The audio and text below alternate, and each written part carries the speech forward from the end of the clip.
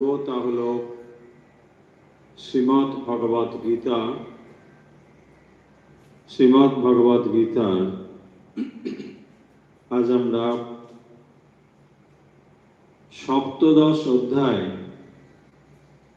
এই অধ্যায়টি ইতিমধ্যে আমরা আলোচনা সমাপ্ত করেছি। সপ্তদশ অধ্যায় আজ আমরা সমগ্র অধ্যায়টি সংক্ষেপে আলোচনা করব। তাই আশা করছি নিয়মিত যারা আমাদের সঙ্গে যুক্ত থাকেন অনুধ্যানে, আশা করছি আপনারা সবাই উপস্থিত এবং আজকের অনুধ্যানের জন্য প্রস্তুত। একটু আগেই বলা হলো, আজ আমরা শ্রীমদ্ ভগবদ গীতা এর সপ্তদশ অধ্যায় নিয়ে আলোচনা করব। তাহলে আসুন আমরা শুরু করি আজকে শ্রীমদ্ ভগবদ গীতা অনুধ্যান। ওম বসুদেবসুতং দেবং কংসচাণূরমর্দনং দেবকী পরমানন্দং কৃষ্ণং বন্দে জগৎগুরুম। শ্রীমদ্ ভগবদ গীতার সপ্তদশ অধ্যায়, যার নাম হল শ্রদ্ধাত্রয় বিভাগ যোগ। শ্রদ্ধাত্রয় বিভাগ, এই নামকরণ হওয়ার তাৎপর্য হল, অধ্যায়ের শুরুতে অর্জুন একটি প্রশ্ন করেছিলেন। তার প্রেক্ষিতে এই অধ্যায়টি শ্রদ্ধাত্রয় বিভাগ যোগ এই রকম নামাঙ্কিত হয়েছে। অধ্যায়ের শুরুতে অর্জুন প্রশ্ন করছিলেন যে যদি কেউ শাস্ত্র বিধি না মেনে, শাস্ত্র বিধি আশ্রয় না করে কেবল শ্রদ্ধার বশবর্তী হয়ে কেউ যদি পূজা আদি কর্ম করে থাকেন, তাহলে তাকে আমরা তার নিষ্ঠাকে কিভাবে আখ্যায়িত করব? অর্জুনের এই ছিল প্রশ্ন। প্রসঙ্গত আপনাদের মনে থাকবে যে আগের অধ্যায়ে, অর্থাৎ ষোড়শ অধ্যায়ে, সেখানে বিশেষ করে দু ধরনের গুণের কথা বলা হয়েছে। একটি দৈবী সম্পদ, অপরটি হলো আসুরী সম্পদ। সেই প্রসঙ্গেই শাস্ত্রবিধি কথা উঠেছে। এখন অর্জুনের মনে প্রশ্ন উঠেছে যে যদি শাস্ত্রবিধি কেউ সরাসরি মেনে চলছে না, শাস্ত্র তিনি জানেন না, এমন যদি কেউ হয় কিন্তু তার শ্রদ্ধা রয়েছে, পূজা নিষ্ঠা এর প্রতি তার শ্রদ্ধা রয়েছে, এখন এই শ্রদ্ধার বশবর্তী হয়ে কেউ যদি কর্ম সম্পাদন করেন, তাহলে তাকে আমরা সাত্ত্বিক, রাজসিক অথবা তামসিক কি বলবো? এই কথা দিয়ে অধ্যায়টি শুরু হয়েছে, বা এই জিজ্ঞাসা দিয়ে অধ্যায়টি শুরু হয়েছে। এবং তারপরেই ভগবান এক এক করে অর্জুনের যেমন জিজ্ঞাসা ছিল, সেই জিজ্ঞাসার সঙ্গে তিনি আরো অনেকগুলো বিষয় এই অধ্যায়ে বলেছেন। যেমন শ্রদ্ধার কথা বলেছেন, আহারের কথা এসেছে, যজ্ঞের কথা এসেছে, তপস্যার কথা এসেছে, দানের কথা এসেছে। এই সমস্ত বিষয় কিন্তু একে একে এসেছে। তাহলে প্রধান যে প্রশ্নটি ছিল যে যদি কেউ শাস্ত্র বিধি ত্যাগ করে, অর্থাৎ বৈধি ভক্তির আশ্রয় না নিয়ে কেবল শ্রদ্ধাযুক্ত হয়ে পূজাদি কর্ম করে থাকে, তাহলে তার শ্রদ্ধা বা তার নিষ্ঠাকে আমরা কিভাবে আখ্যায়িত করতে পারি?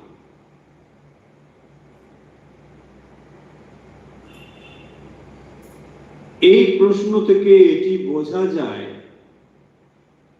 যে শ্রদ্ধা কেবল ধর্ম বিশ্বাস নয়, এটি আসলে মানুষের ব্যক্তিত্বের একটি মূল সুর।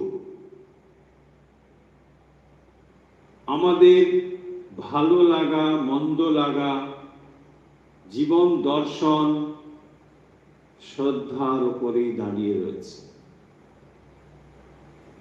অর্থাৎ একজন মানুষ তার সমগ্র ব্যক্তিত্বই দাঁড়িয়ে রয়েছে শ্রদ্ধার উপরে। কোন একটি মানুষকে যদি আমরা তার ব্যক্তিত্ব, তার অবস্থা সম্বন্ধে বিশ্লেষণ করতে চাই, তাহলে দেখব শ্রদ্ধা তার জীবনে একটি বিরাট ভূমিকা পালন করে। তাই এখানে শ্রদ্ধা কোনো সংকীর্ণ অর্থে প্রয়োগ করা হচ্ছে না। ভগবদ গীতাতে তাই যে শ্রদ্ধা জিনিসটি বলা হচ্ছে, এটি আসলে আমাদের ব্যক্তিত্বের একটি নির্ণায়ক শক্তি। যেভাবে শ্রদ্ধার তারতম্য ঘটবে, তার প্রকাশ তার চরিত্রের উপর পড়বেই, এবং সেইভাবে সে মানুষটি গঠিত হবে। ফলে ব্যক্তিত্ব এবং শ্রদ্ধা এটি অত্যন্ত দৃঢ়ভাবে সুসংবদ্ধ রয়েছে। এই কথা আমরা ভগবানের উত্তর থেকে পাচ্ছি। তিনি বলছেন যে 3 রকমের শ্রদ্ধা, সাত্ত্বিকী, রাজসী চৈব তামসী চেতি তাম শ্রেণু। এটাকে 3 ধরনের বিভাজন করা হয়েছে, সত্য, রজ এবং তম। সত্য, রজ, তম এই গুণগুলো আসলে কি রকম, এগুলো কিন্তু আমরা আগেই পড়ে এসেছি। তাই এখানে সেই বিষয়টি আর বিস্তারিত প্রয়োজন নেই।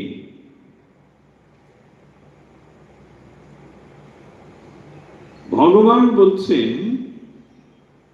এই শ্রদ্ধা দেহিনাম স্বভাবজা, ত্রিবিধা ভবতি শ্রদ্ধা দেহিনাম সা স্বভাবজা। অর্থাৎ এই শ্রদ্ধা পূর্ব জন্মের সংস্কার প্রসূত। সেই জন্যই বলা হয়েছে স্বভাবজা, স্বভাবজাত, পূর্ব সংস্কার জাত। তাই দেখবেন আমরা অনেক সময় যে বলি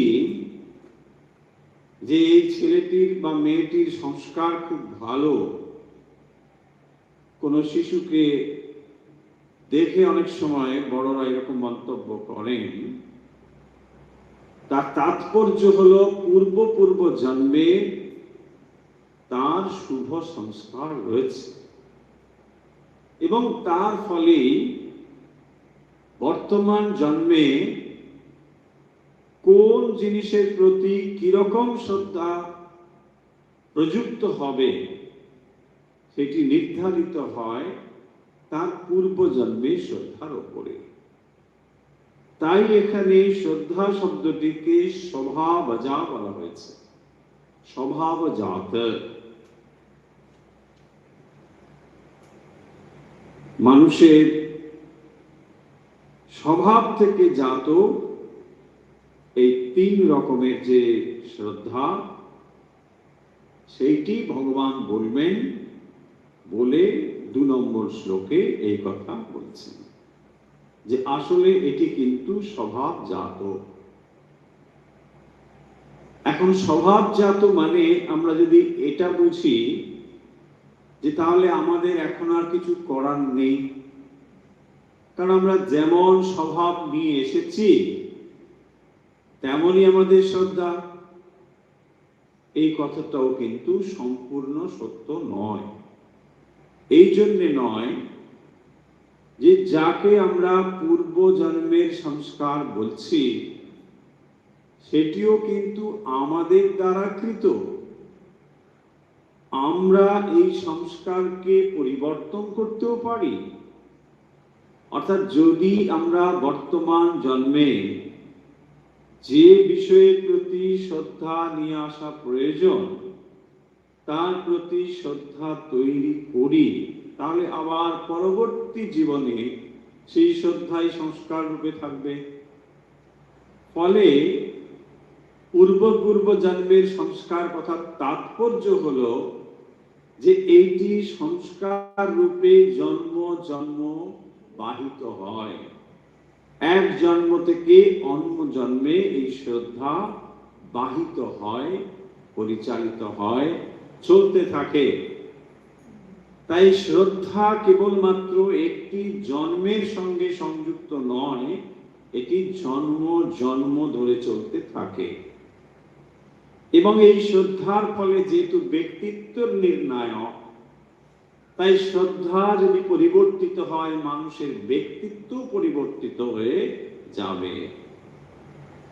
এইটি হলো মূল তাৎপর্য এই বিষয়ে।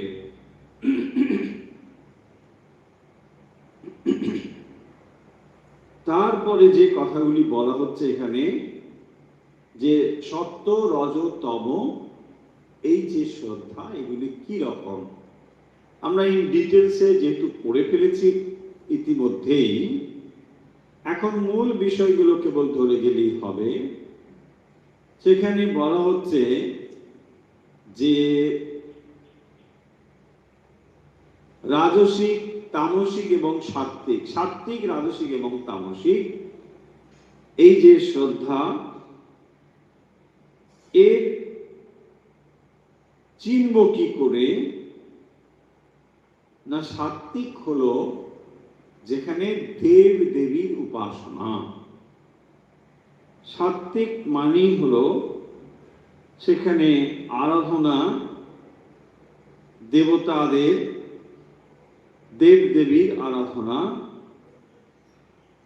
মূলত এইটি হলো সাত্ত্বিক উপাসনার বা শ্রদ্ধাযুক্ত ব্যক্তির লক্ষণ। সত্যানুরূপা সর্বস্য শ্রদ্ধা ভবতি ভারত, শ্রদ্ধাময়োऽয়ং পুরুষ यो यस्सद् स एव स यजन्ते सात्विका देवान्।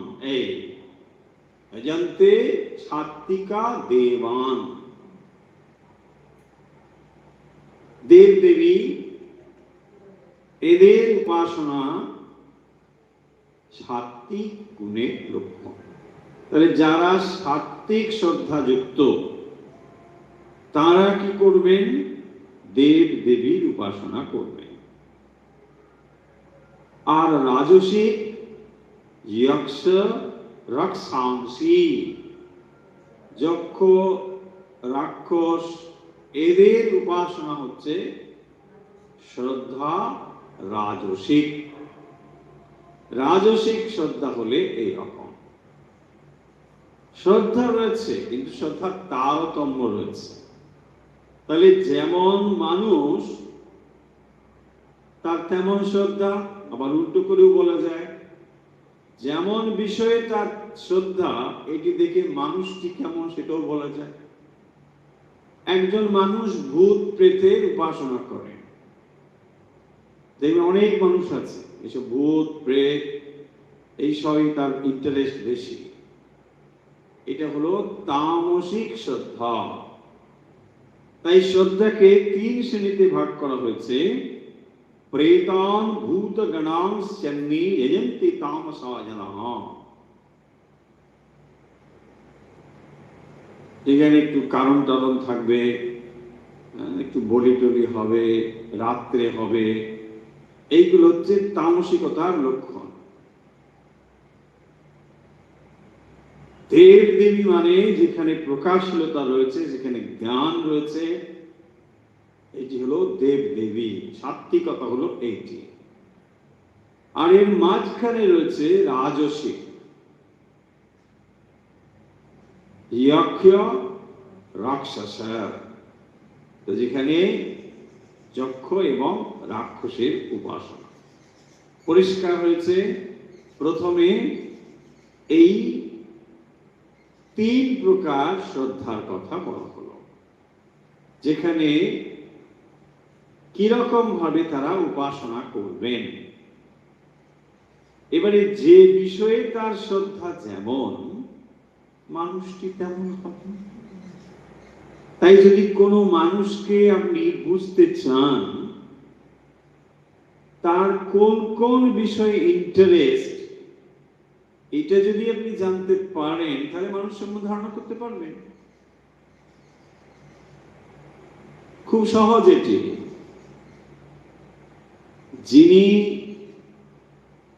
রাজসিক জিনিস পছন্দ করেন, মনে করতে হবে তার মানসিক গঠন রাজসিকতা। ঠিক এইভাবেই কিন্তু এই বিষয়গুলো এখানে এক এক করে বলা হচ্ছে। এরপরে দেখানো হয়েছে, দেখুন এই প্রত্যেকটি বিষয় কিন্তু মানসিকতাকে প্রকাশিত করে। এই 3টি জিনিস বলা হয়ে গেল। এরপরে বলছেন তপ্যন্তে ये तपो जनाः अशास्त्र विहितम घोरम। 5 নম্বর এবং 6 নম্বর শ্লোক।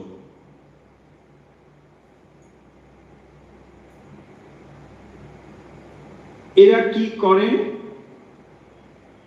না, অশাস্ত্র বিহিতম ঘোরম তপ্যন্তে ये तपो जनाः दम्भ अहंकार संयुक्ता काम राग बलान्विताः।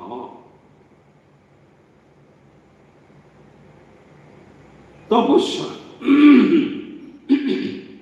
কিরকম তপস্যা না, দম্ভ অহংকার এবং কাম রাগ বলান্বিতা। অশাস্ত্র বিহিতং ঘোরম তপ্যন্তে ये तपो जनाः।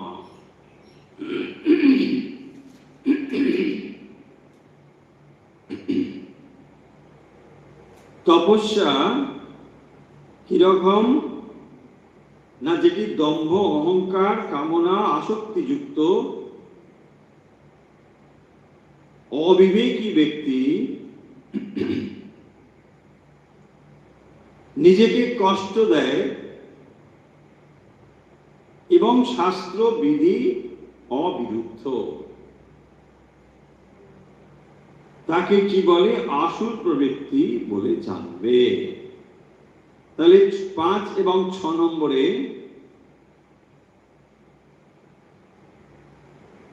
তপস্যার কথা বলছেন, যেটি দম্ভ অহংকার আসক্তি সংযুক্ত এবং নিজেকে কষ্ট দেয়, শাস্ত্রবিধির বিরুদ্ধ অত্যন্ত উগ্র তপস্যাদি করে থাকে, এইগুলো আসলে আসুর প্রবৃত্তি বলেই জানবে।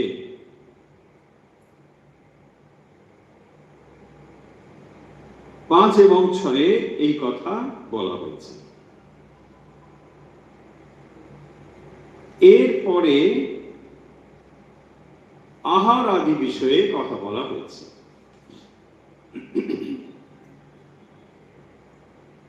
আহারের ক্ষেত্রেও সাত্ত্বিক, রাজসিক এবং তামসিক এই 3টি বিভাজন দেখানো হয়েছে, যেখানে সাত্ত্বিক আহার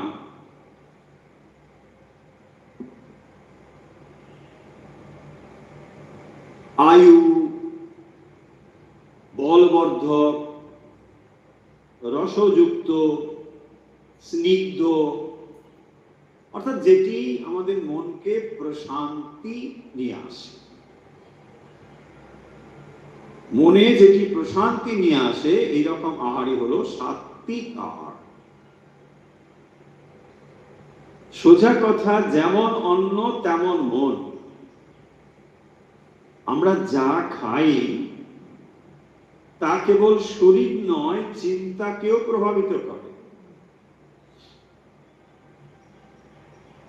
এবং সেই কারণের জন্যই আহারের একটি গুরুত্বপূর্ণ ভূমিকা রয়েছে।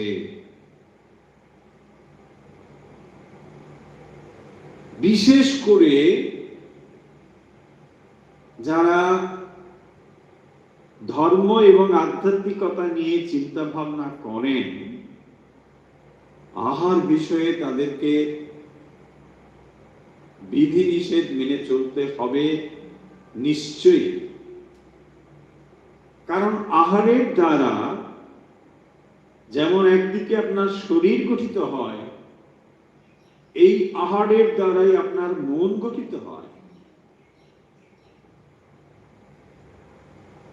ধর্ম এবং আধ্যাত্মিকতার অর্থ হলো মনকে নিয়ন্ত্রণ করা, আর যে মনকে আপনি নিয়ন্ত্রণ করতে চান,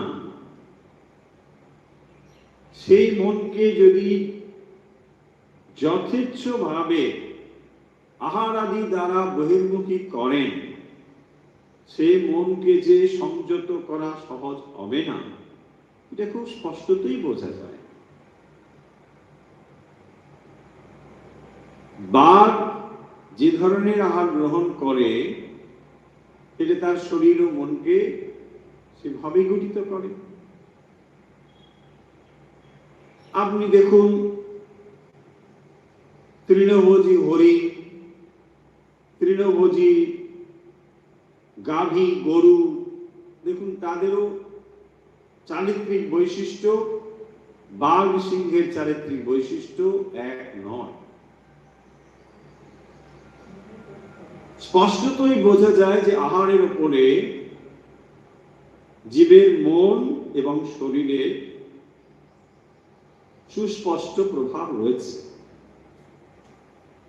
এটি খুব বিস্তারিত আলোচনার প্রয়োজন নেই, কিন্তু আহার বিষয়ে খানিকটা সংযত হওয়া নিশ্চয়ই প্রয়োজন আছে। অবশ্য এটা এরকম নয় যে কেবল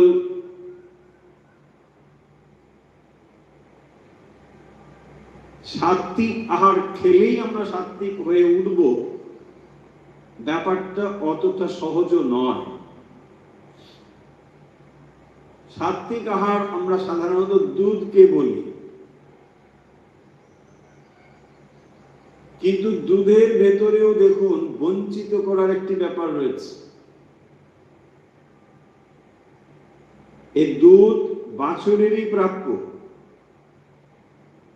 তাকে বঞ্চনা করে মানুষ সেটাকে গ্রহণ করে। এটা গেল প্রথম কথা। দ্বিতীয় কথা, সাত্ত্বিক আহারকে যদি রাজসিক ভাবে গ্রহণ করেন, তাহলে সেই আহারটি আর সাত্ত্বিক থাকে না। কারণ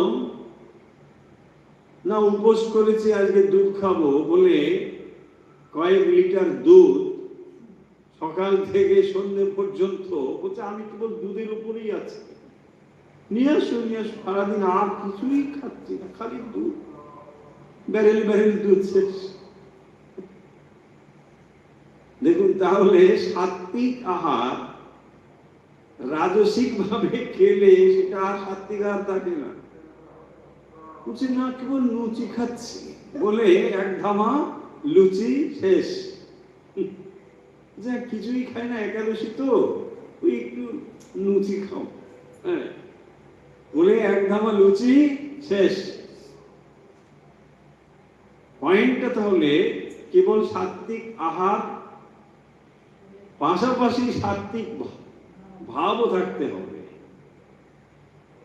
উল্টো দিকে আবার দেখুন, যে প্রাণী হত্যা করে আমরা খুব আনন্দ করি, অনেকে একটু কষ্ট পাবেন, হয়তো কষ্ট পাওয়ার কিছু নেই, যদি ভেবে দেখতে পারেন দেখতে পারেন, যে পশুটিকে হত্যা করা হয়েছে আপনার চোখের সামনে না হোক,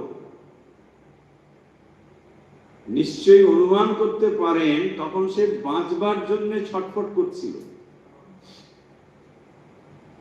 এবং তার শরীরের প্রতিটি কোষে ওই যে কষ্ট যন্ত্রণা নিবদ্ধ রয়েছে। আপনি সেই দিকে নিয়ে এসে মশলা টসলা দিয়ে, মানে একেবারে আজ রবিবার কোনো কথা হবে না, সমস্ত নিষেধ আজকে আমরা বর্জন করে, বাংলায় বলে কবজি ডুবিয়ে খাওয়া, বাবরে বাপ, কবজি কি করে ডুবে যাবে আমি বুঝতে পারি না, কবজিটা খুব ছোট কি। তো ফলে ওই কোষগুলোর মধ্যে তীব্রভাবে একটা যন্ত্রণা বোধ তার ভেতর রয়েছে। সেই আহারগুলো আমরা গ্রহণ করে হয়তো শারীরিক পুষ্টি আপনি পাচ্ছেন, কিন্তু মানসিক প্রশান্তি আপনি পাচ্ছেন না, মানসিক যন্ত্রণা আপনার ভেতরে আসছে। এটাও ভাববার বিষয়। এ বিষয়ে খুব বেশি বলছি না, অনেকে রুষ্ট হয়ে যেতে পারে, ইস মাত্র রবিবার রবিবার একটা ব্যাপার, সেটা কেউ আপনি এরকম বলছেন না। আহার বিষয়ে তাহলে বললেন, সাত্বিক আহার যেটি কি করে না, আমাদের দেহের মধ্যে আয়ু বল বর্ধক, শরীরের জন্য আহার নাকি আহারের জন্য শরীর? শরীর ধারণ করবার জন্য আহার, যে আহার গ্রহণ করলে আপনি সুস্থ এবং আনন্দময় জীবন যাপন করতে পারেন, এটাই আপনার ক্ষেত্রে খাদ্য বা আহার, এবং সেটি রসালো হবে, স্নিগ্ধ হবে, আপনার মনকে প্রশান্ত করবে, এটাকে বলা হয়েছে সাত্বিক। রাজসিক এবং তামসিক তাহলে কি? রাজসিক মানেই হলো সেখানে একটু মশলা বেশি থাকবে, যেখানে উগ্র মশলা, অপবিত্র খাবার, এইগুলোই হচ্ছে মোটামুটি রাজসিক খাবারের একটা নিদর্শন। অতি কটু, অম্ল, লবণাক্ত এইসব বলা হচ্ছে। তার মানে দেখুন, আমরা খাবার দোকানের যে খাবার, এইটি আমাদের আগেকার সময় এই কালচারটা ছিল না। এখন সারা পৃথিবীতেই এখন কিছু করার নেই, খাবার বাইরে বিক্রি হয়, কিন্তু এই খাবারগুলো আপনি যতই সায়েন্টিফিক খুব একদম ঠিকঠাক করে হচ্ছে বললে, এই জিনিসগুলো সেখানে কিন্তু মানা হচ্ছে না। অত্যন্ত মশলা দেওয়া, কিভাবে তৈরি করা হচ্ছে, এক এক সময় তো অনেক রকম উদাহরণ শুনতে পাই।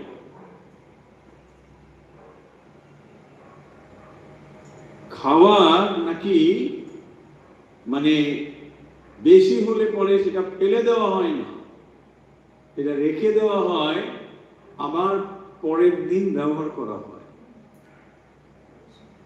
আপনি কিন্তু বেশ গরম গরম খেয়ে চলে এলেন। এগুলো সব রাজসিক এবং তামসিক, বাসি পচা, এগুলো হচ্ছে তামসিক খাওয়া। উপায় আছে, আপনি যদি মনে করেন উপায় কি বলে খেয়ে যাই, উপায় কি, বাস হ্যাঁ, ওদের তো বাঁচতে হবে, ওদের দোকানদার, ওদের সেবা করি, ওদেরকে, তাই না? বলছে ওরা দোকান দিয়েছে, উপায় তো আছে। মানুষ সপাক ভোজন করত, সাত্বিক আহার করতে গেলে আপনাকে কষ্ট করে থাকতে হবে বই কি, আর না হলে আপনি করুন, সমস্যা কিছু নেই। অতএব সম্ভব নয় ওটা নয়, নিশ্চয়ই সম্ভব। এই কথাগুলো তাহলে এখানে রয়েছে।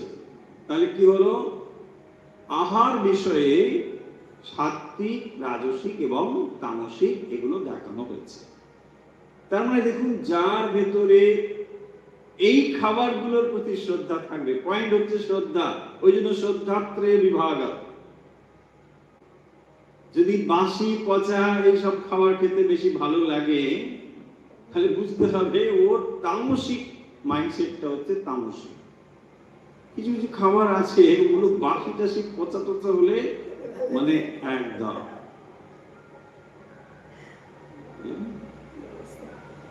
একটা খাবার আছে তার নাম সিঁদুর, আসামে পাওয়া যায়। মাছকে গর্তের মধ্যে রেখে দেয় কয়েকদিন, মাছ নাকি পচে না। যারা অত্যন্ত মাছ প্রিয় যাদের, হ্যাঁ, তাদের মাছ কোনোদিন পচে। মাছ বাসি হতে পারে কিন্তু পচে যেতে পারে।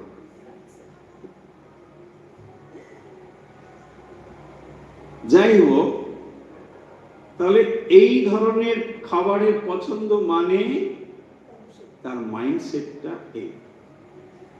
উল্টো দিকে আপনি যদি এই রকমই কর্ম গ্রহণ করেন, তাহলে ওইটাই আপনার মাইন্ডসেট হয়ে যাবে। এটাই হচ্ছে এই চ্যাপ্টারের মূল বিষয়। তারপরে এসেছে যজ্ঞ। এখানে যজ্ঞ মানে একটু বিস্তারিত অর্থ ধরতে হবে। কেবল যজ্ঞ মানে যাগযজ্ঞ, ওই অগ্নি সংযুক্ত করে আহুতি প্রদান, এটা নয়। আধুনিক যজ্ঞের অর্থ মানে যে কোনো মহৎ কাজ, যে কোনো মহৎ উদ্দেশ্যে যে ত্যাগ, যে কাজ, এটাকেই আমরা যজ্ঞ অর্থের আধুনিক অর্থ ধরতে পারি। সেখানে বলা হচ্ছে যে কোনো প্রতিদানের আশা ছেড়ে কেবল কর্তব্য রূপে যদি কেউ এটি করে, তাহলেই সেটি হবে সাত্বিক যজ্ঞ।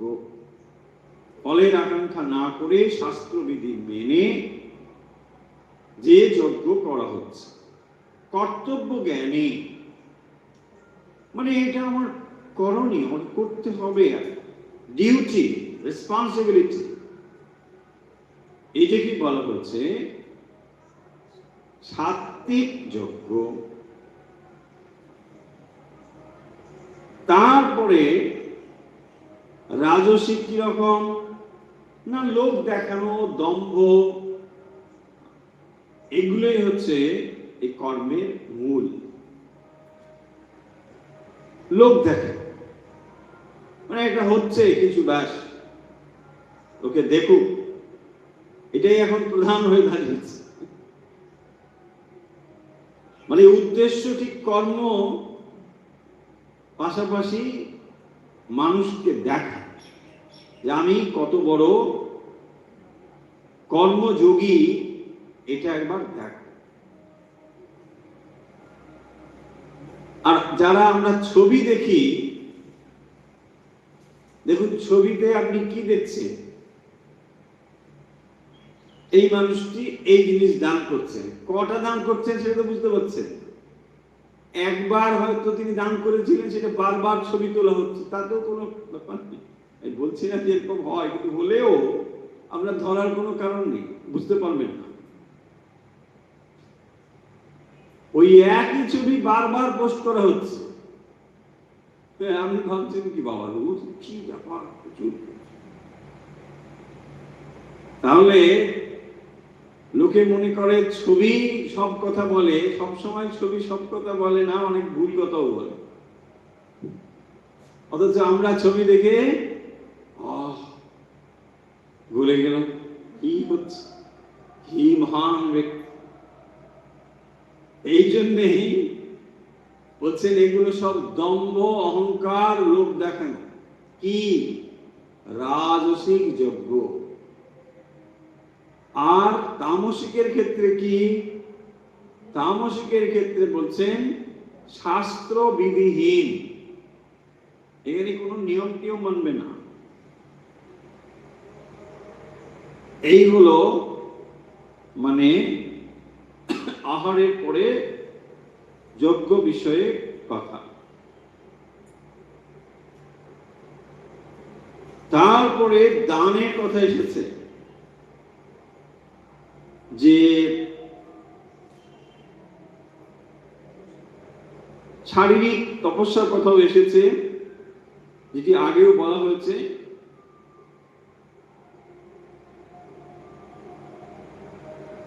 শারীরিক, মানসিক এবং বাচিক তপস্যা, এই তিন ধরনের তপস্যার কথা বলা হয়েছে।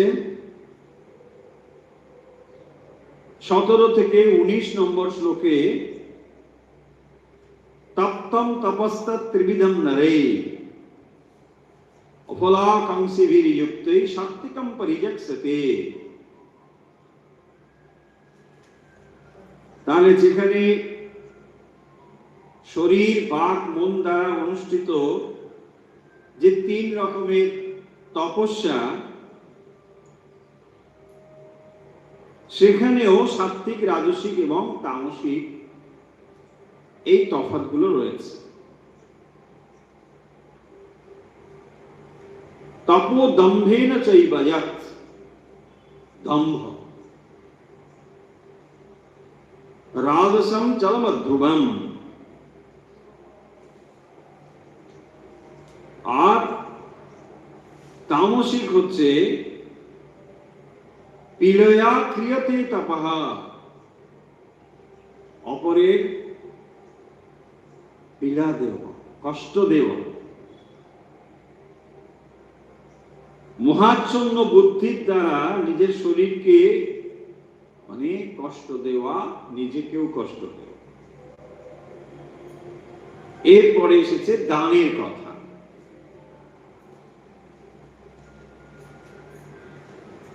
তাহলে 3 রকমের তপস্যার কথা বলা হচ্ছে, আশা করি বুঝতে পারলাম। একটি শারীরিক, একটি বাচিক, আর একটি মানসিক। শারীরিক তপস্যা কি রকম?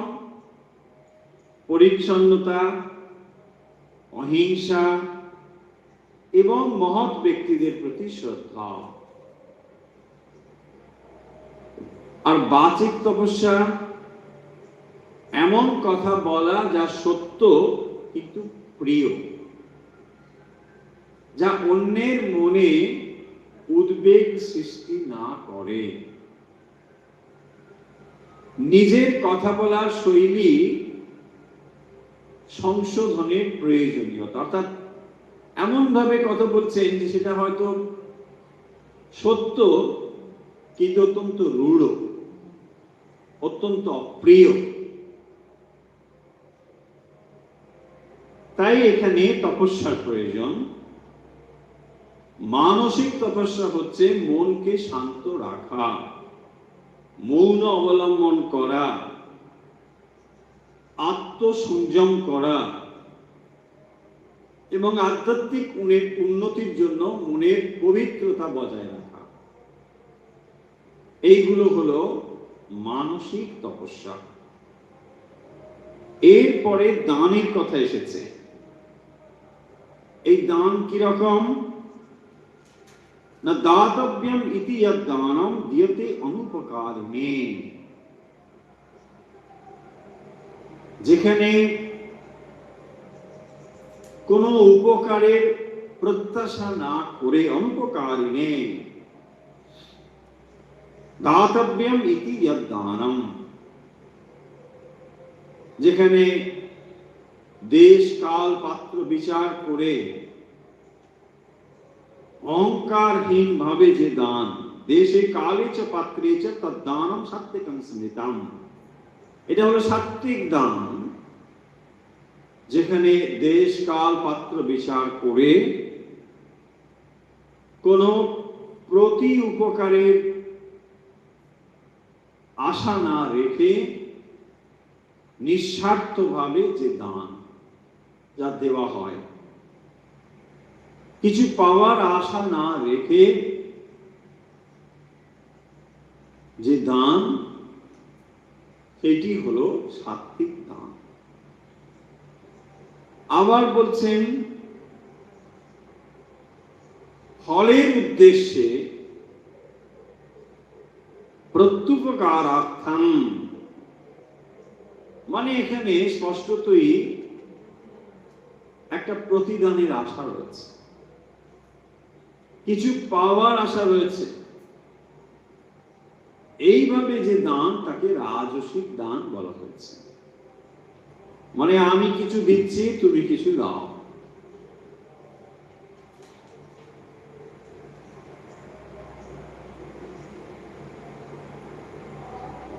আর তারপরে বলছেন অদেশ কালে অপাত্রেভ্যশ্চ দিয়তে, যেখানে অশুচি জায়গায় অশুভ সময়ে অপাত্রে অবজ্ঞা ভরে যে দান,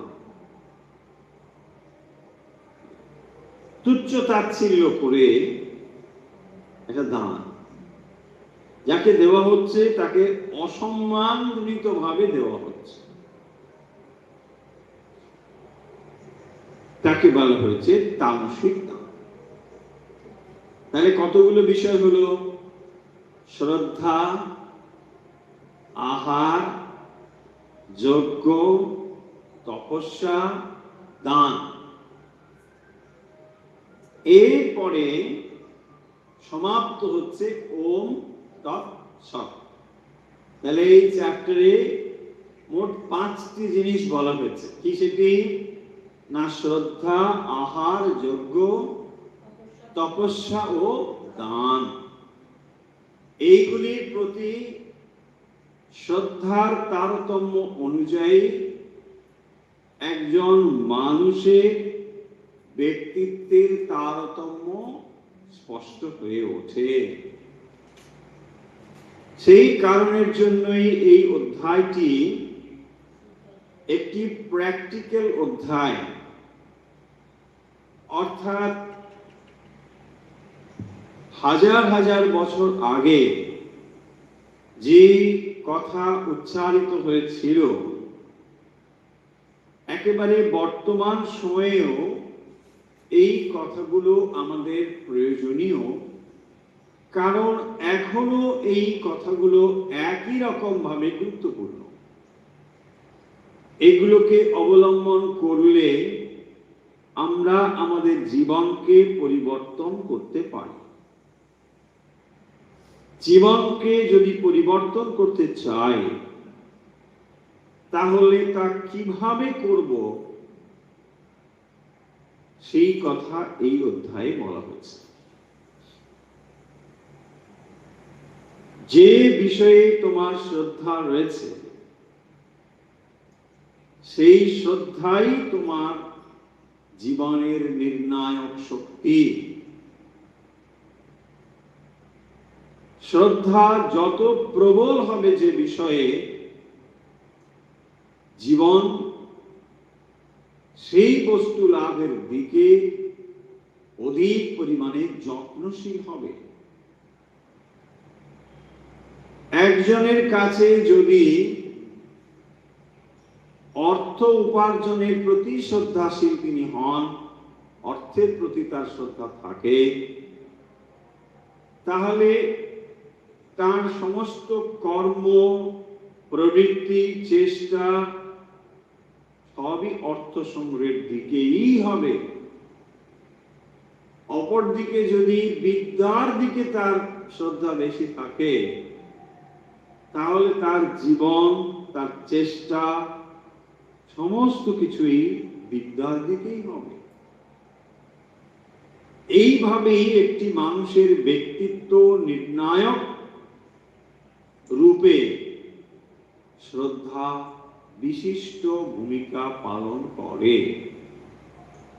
অপরদিকে এই শ্রদ্ধা যদি আমরা আমাদের জীবনে রূপায়িত করতে পারি, তাহলে জীবনও আমরা সাত্ত্বিক, রাজসিক অথবা তামসিক মাত্রায় বা ছন্দে বেঁধে নিতে পারি।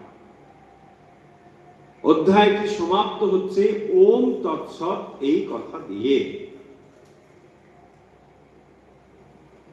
যেখানে পরমাত্মাকে স্মরণ করা হচ্ছে। যে কোনো কর্মের শুরুতে এবং শেষে ওম তৎসৎ উচ্চারণ করার অর্থ হলো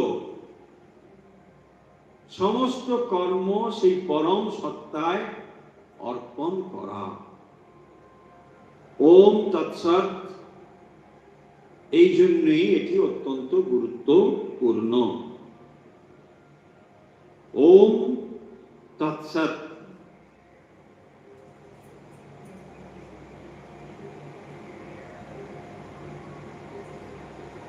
ওমের কি তাৎপর্য?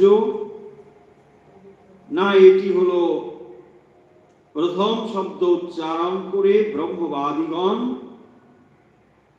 শাস্ত্র বিধান অনুসারে দান, যজ্ঞ, তপস্যা আদি কর্ম শুরু করেন ওম উচ্চারণ করে।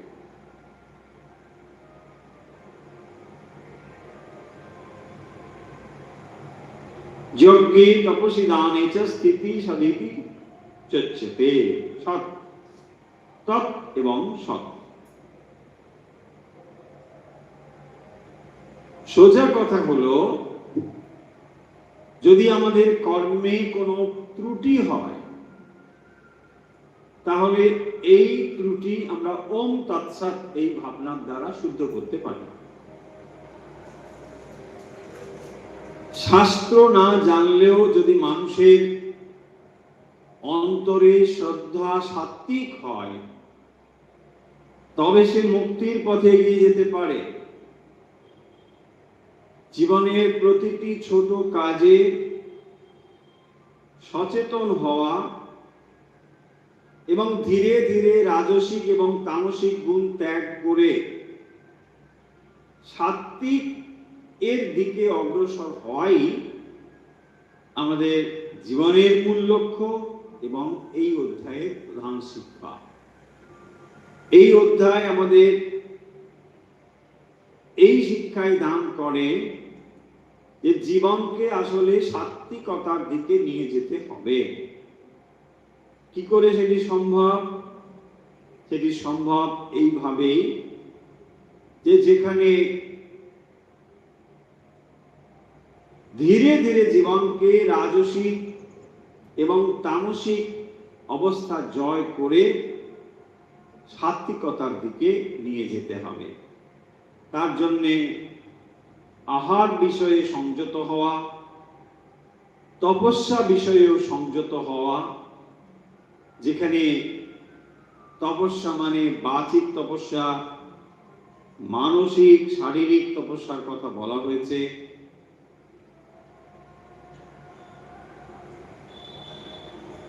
বাচিক তপস্যার ক্ষেত্রেও যখন কাউকে কোনো ভুল ধরিয়ে দেওয়ার প্রসঙ্গ আসবে, তখন যেন আমরা সংযত হই, যাতে সে বা তিনি অপমানিত বোধ না করেন। মায়ের জীবনে আপনারা স্মরণ করতে পারেন, যেখানে বলছেন যে একজন খোঁড়া মানুষ তাকে বলছে তোমার পাটা এরকম মুড়ে গেল কি করে। এইভাবে এমন ভাবে কথা বলা যাতে তার মনে কষ্ট না লাগে, যদিও এটি সত্য কথা।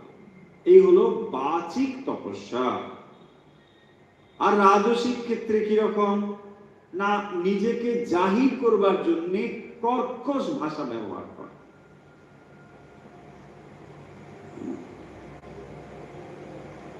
যেখানে প্রতিপক্ষের যে যুক্তি সেগুলোকে খণ্ডন করবার জন্য কর্কশ অযৌক্তিক বাজে কথা এগুলো বলা। মানসিক তপস্যার ক্ষেত্রেও একই রকম, সাত্ত্বিক, রাজসিক এবং তামসিক। তারপরে দানের কথা বলা হয়েছে, যেখানে সাত্ত্বিক, রাজসিক এবং তামসিক দান। যে দানে কোনো প্রতিদানের আশা নেই, হতে পারে কোনো গরিব ছাত্রকে গোপনে সাহায্য করা, যেখানে তাকে একটু তার জীবন সংগ্রামে এগিয়ে দেওয়া, এই ধরনের কাজ। আবার রাজসিক ভাবেও দান হয়, যেখানে দেখবেন সামাজিক বড় বড় অনুষ্ঠান, সেখানে কিছু অর্থ দিয়ে নিজের নামটি সবার সামনে বড় বড় অক্ষরে ছেপে দেওয়া, অমুক বাবু এত টাকা দান করেছে। এ হলো রাজসিক ব্যাপার। আর তামসিক হলো অপাত্রে দান করা। যজ্ঞের উদাহরণ আগেই বলা হয়েছে, সাত্ত্বিক, রাজসিক এবং তামসিক ক্ষেত্রে। এবং একেবারে শেষে ওম তৎসৎ।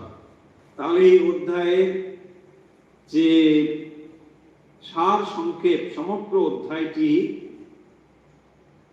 28টি শ্লোক রয়েছে এর মধ্যে, যা শুরু হয়েছিল অর্জুনের জিজ্ঞাসা দিয়ে, যেখানে অর্জুন জিজ্ঞাসা করেছিলেন, যদি কেউ শাস্ত্র বিধি না মেনে কেবল শ্রদ্ধার দ্বারাই কর্ম সম্পাদন করেন, তাহলে তার এই নিষ্ঠাকে সাত্ত্বিক, রাজসিক অথবা তামসিক কিভাবে আমরা দেখব?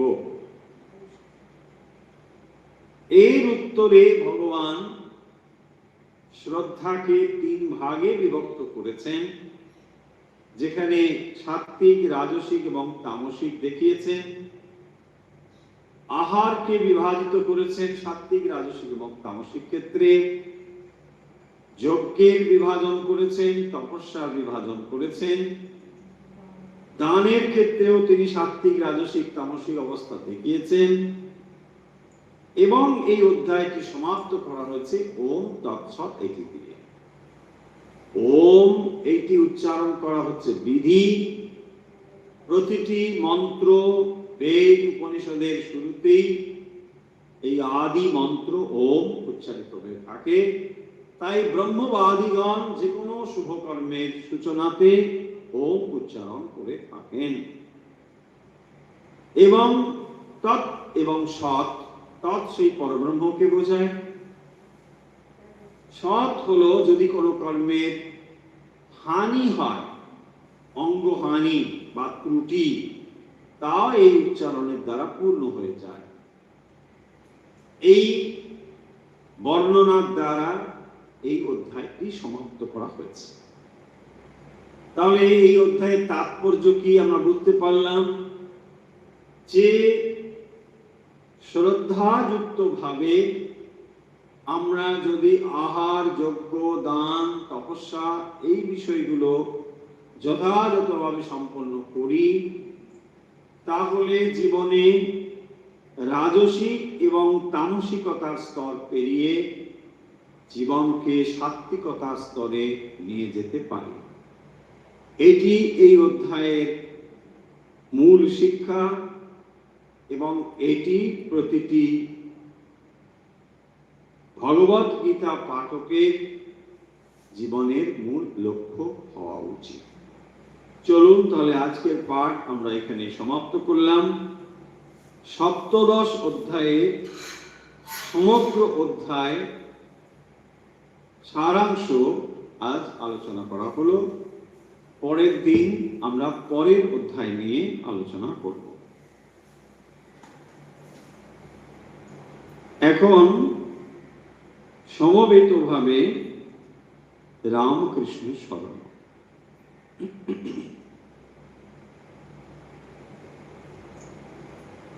রামকৃষ্ণ শরণম রামকৃষ্ণ শরণম রামকৃষ্ণ শরণম শরণে জয়।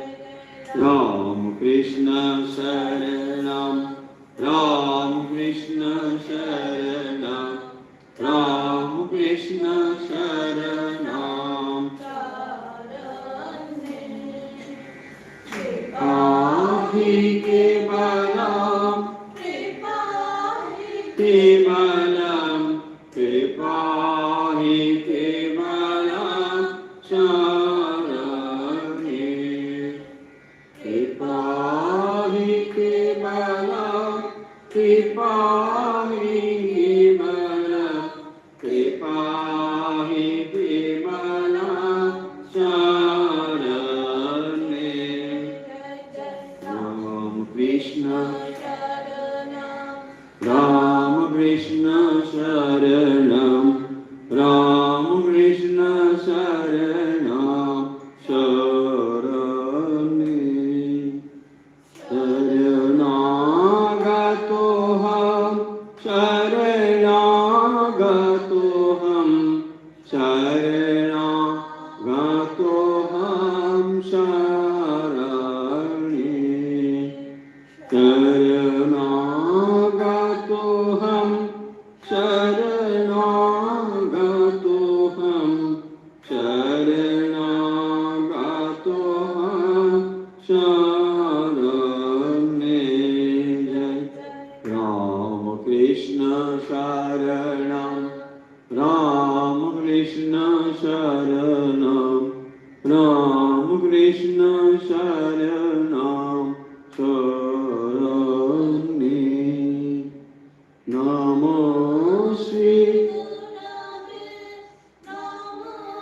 শ্রী গুরবে নমো শ্রী গুরবে নমো নমো নমো শ্রী গুরবে নমো শ্রী গুরবে নমো শ্রী গুরবে নমো নমো জয়। রামকৃষ্ণ শরণম রামকৃষ্ণ শরণম রামকৃষ্ণ শরণম শরণে। রামকৃষ্ণ রামকৃষ্ণ জয় জয় রামকৃষ্ণ রামকৃষ্ণ রামকৃষ্ণ জয় জয় রামকৃষ্ণ রামকৃষ্ণ রামকৃষ্ণ জয় জয় রামকৃষ্ণ রামকৃষ্ণ রামকৃষ্ণ জয় জয় রামকৃষ্ণ। রামকৃষ্ণ শরণম রামকৃষ্ণ শরণম রামকৃষ্ণ শরণম শরণে।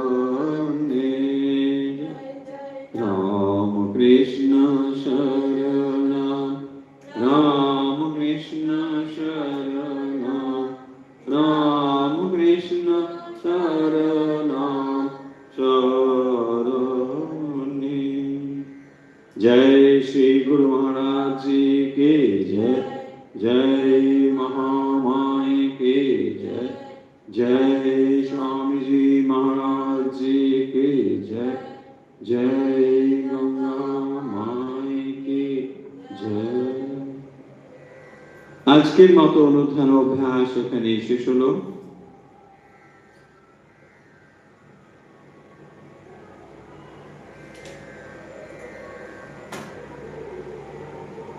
আজকের প্রশ্ন হলো,